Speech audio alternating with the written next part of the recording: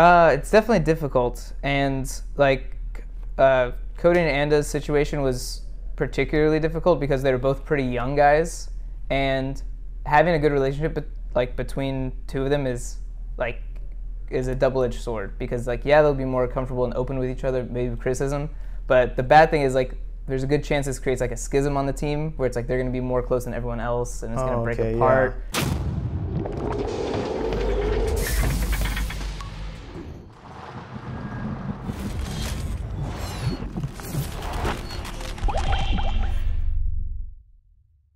This is Zento from Esports Heaven, and I have here with me Pr0lly from 100 Thieves. And it's been a while since we last talked. We last talked on Travis's Hotline League, and it was about, I guess, coaches getting blamed for draft. Yeah. And you had said that you kind of take responsibility for the draft often. Is that how you still feel today? Yeah, because all the decisions that have to deal with draft, I don't press the button to lock in the champions, but I know I have enough of my players' respect where if I really want something, I can get it. So if I choose to like take their suggestion over mine and stuff like that, that's still like my decision. So if it goes right or wrong, I need to like be able to blame myself for that, so I can be more cognizant of it in the future. And yeah, same thing now that the meta's like been really crazy. So like draft is more guess and check. I guess there's less like pressure to draft correctly because right now there's no like pattern that you could follow before you did have a pattern you could follow. Yeah, well, I mean, there's what the funneling strat, so you can't ban out all the supports and all the ADCs. And then there's just so many power picks now too, with like Nocturne, with Kindred, with everything. So it kind of alleviates the pressure because there's so many power picks. Yeah, it really is. It's no longer like this champion's like you cannot play against this champion, so you can't give it to them. It's more of like everything kind of has a counter, so you can like you just practice what you kind of think is going to be best. So it's a lot less. Yeah, before it's like, if you don't play these champions, then every draft you have is bad. Right now it's, the only thing about drafting now is like, you need to be able to flex a funnel, I think that's the only like required thing, but that's kind of removed. Well, we haven't gotten to scrim on the new patch yet, so I don't know how much the funneling will be nerfed, but if funneling's gone, then that's the only thing I knew about draft before this, was like, cool, you need to know how to flex funnel, and that's it. Okay, well, let's change tones a little bit. So recently, you guys acquired Anda, I believe his name is pronounced. One of those. Don't worry about it. And so you're going from coaching a veteran to coaching a rookie. So what's the difference in how you yourself need to change your coaching philosophy from going, coaching a veteran to now a rookie-esque? The philosophy is not much different. It's just the reaction is different from the player. Because usually there's just topics where, if you want to like criticize a play or you want to improve the efficiency of thing for like by 5%. It's like not huge, but like make it slightly better for them. Usually if you like tell a veteran this kind of change, since it's not like big picture, it's not like a huge win of the game kind of improvement, most of the veterans are kind of like, yeah, that's fine, like I'll do that. Or sometimes they'll be skittish and abrasive about it.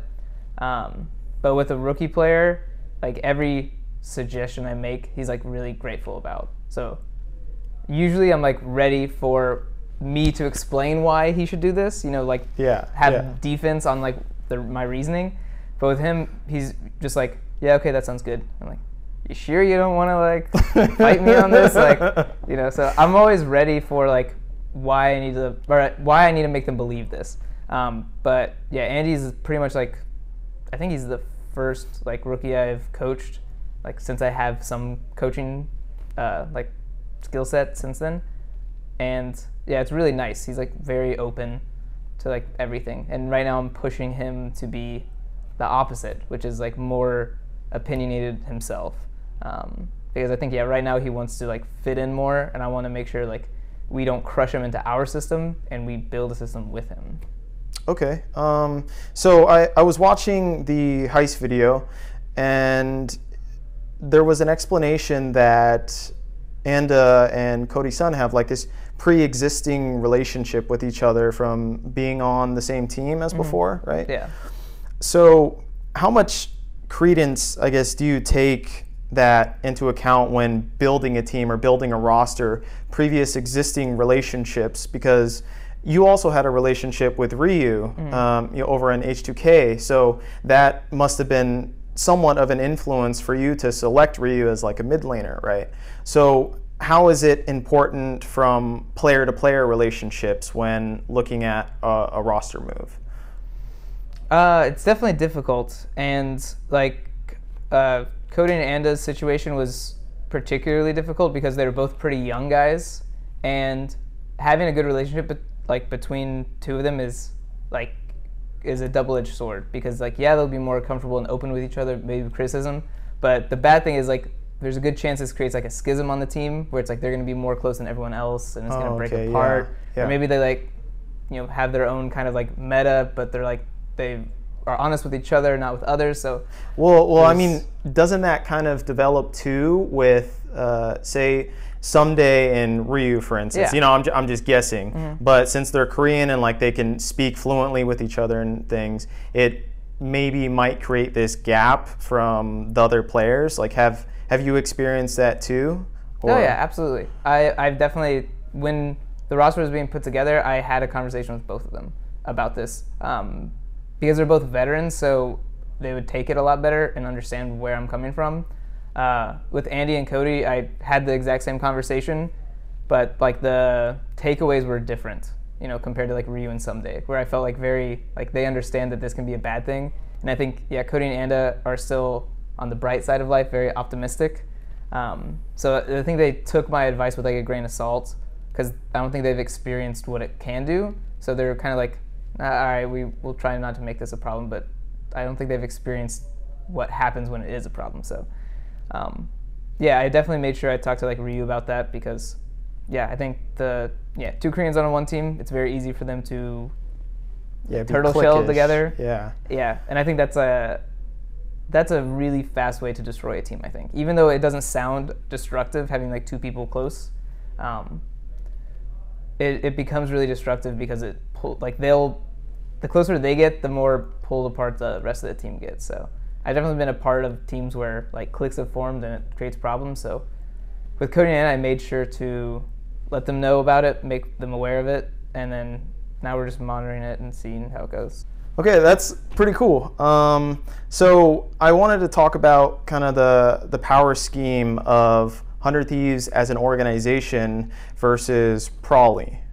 Now, normally one wouldn't think that it's a competition type aspect of a coach pushing against the org or the org pushing against the coach, but throughout LoL's history, there has been instances of, say, the coach not having enough power over their own roster, or maybe the organization wanting to have more power over roster changes, or just team draft, or anything bizarre. So how do you feel your relationship with the 100 Thieves is going in terms of being able to kind of control your team?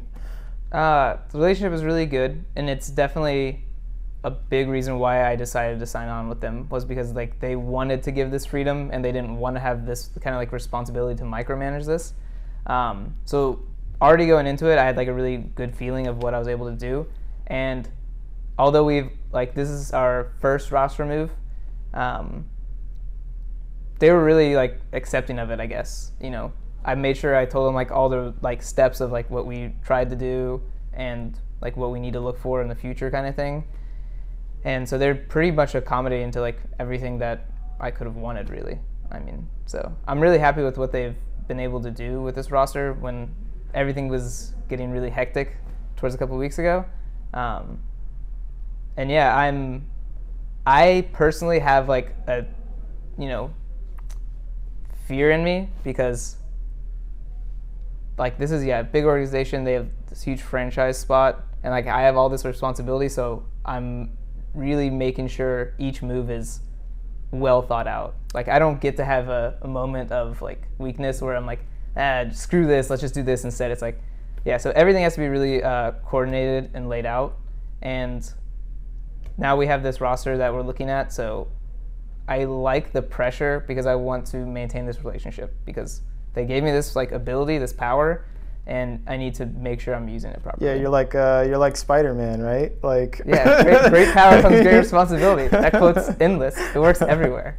But and yeah. you even got the red color scheme and everything, so you're. Oh yeah, you're I'm not good wearing to my go. red tie today though, but yeah, I can be the symbiote suit black Spider-Man, you know. Oh, okay, all right, or Carnage, Yeah. right? To be the evil guy. Yeah. Well, so I want to talk about star players and their influence over the roster, right? Now, one could argue that you had kind of 2 star players, let's say, at least within the scope of 100 Thieves and communication, right? It's easier for Meteos and Afromu to communicate with you rather than Someday or Ryu, right? So let's just say that you have 2 star players. How difficult is it to, I guess, earn the trust of a star player, to kind of secure yourself as a coach to say, you should listen to me, this is a good idea?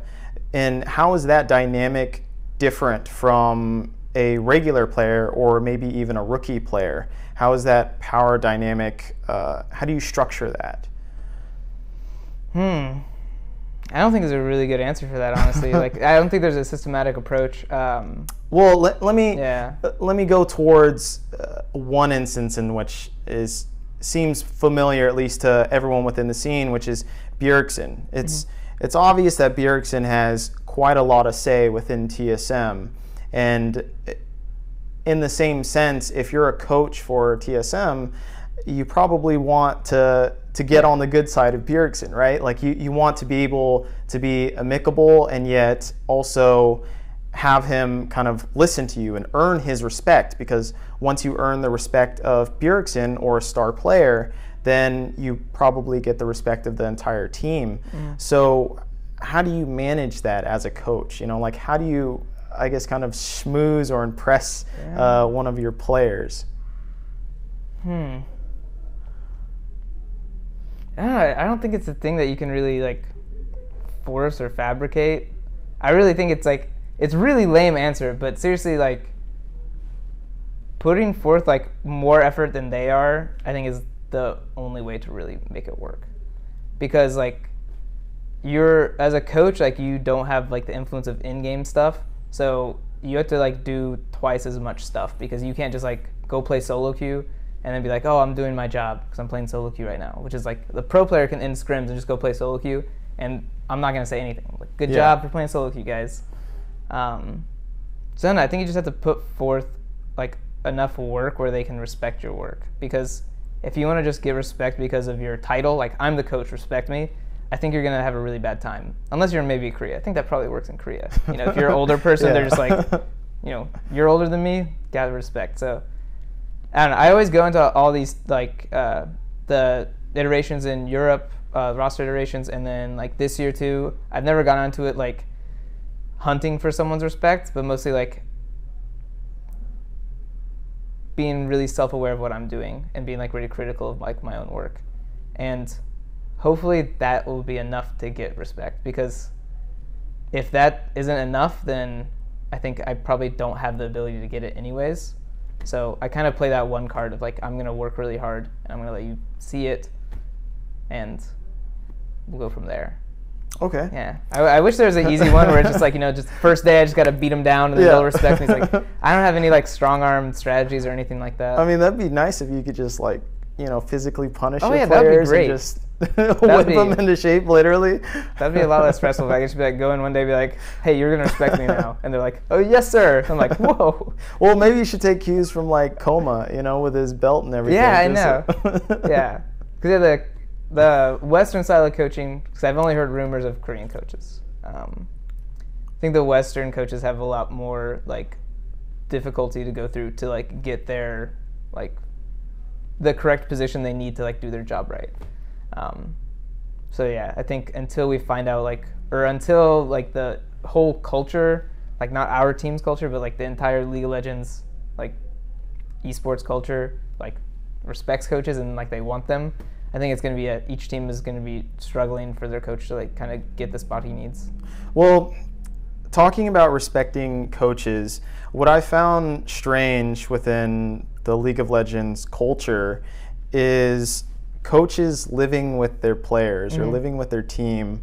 Do you think that's a good idea? Do you think coaches should kind of be around their players almost 24/7? Yeah, I actually live with the players. Is that hard to do? Like, do you feel like there are two different faces that you have to show with players, as in being professional and being unprofessional, or being a friend and not being a friend? Say when it's not scrim time, suddenly like jokester Pr0lly comes out and it's all fun and games. Well, part of my personality is like I'm really invested in my work. So if like a day is bad, like the work day is bad, the rest of my day is going to be bad. So I don't get a moment where I'm like really harsh on them, and then after scrims I'm like really friendly with them. It's normally one way or the other. But I think that kind of switch is kind of weird depending on, I guess, like the person you are. But I think in North America it feels a lot different to live with the players, because in Europe, you guys don't have enough money to even afford team houses, right? No, we had like a place. It wasn't as nice. Right? No, I'm just playing. It was not like this Rocket Mortgage gaming house, which is amazing. It's not like the houses in North America, but everyone lives together, and like none of the players wanted PCs in their room or anything. Like everyone played in the scrim room 24/7, so we just were all in this one room like all day. And that's an easy way to show like my philosophy of like how I get respect, right? It's like I'm always next to them so that they can always see me working. If I had my own place, then obviously once work ended, I'd leave and they wouldn't see that, so I'd have to come up with a new strategy then.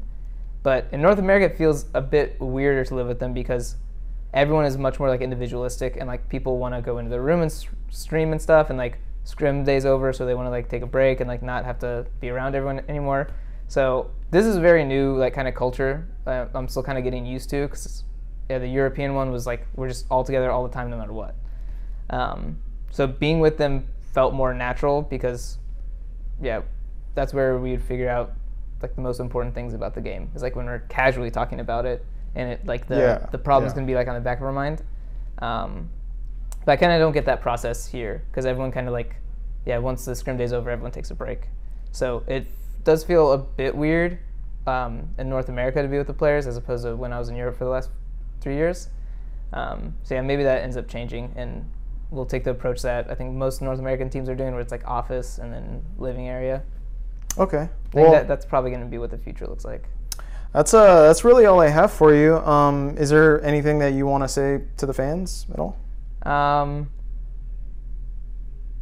don't know. What do people say normally?